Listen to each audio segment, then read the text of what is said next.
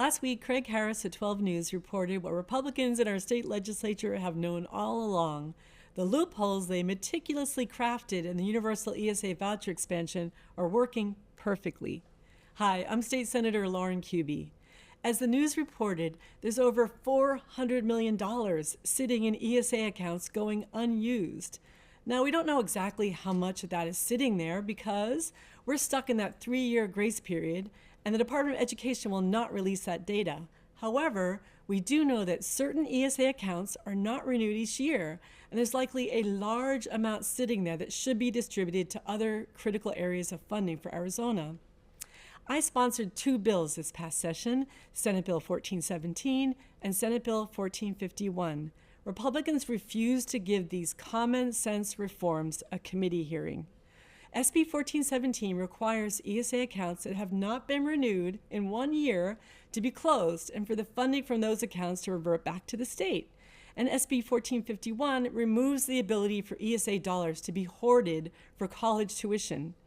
It's common sense that if parents have not renewed their ESA account for a full year, that the money should be given back to the state to be reinvested in other areas of need, rather than giving the parents 3 whole years to come back and scoop up the money that's been sitting there. And I need you to remember, we're talking about over $400 million sitting in ESA accounts, rolling over year after year. Current statute gives ESA students direct access to funds that completely cover the cost of any college for 4 years. Meanwhile, the Democratic caucus has been the only caucus fighting for years to properly fund and avoid cuts to higher education. Nearly 80% of all ESA accounts are used by students who have never attended public schools. Instead of fighting about closing these loopholes, why not discuss why are we not automatically giving each student who graduates from public school direct access to funds that will cover college tuition at our state's universities? Doesn't the Arizona Constitution require that college tuition be as free as possible?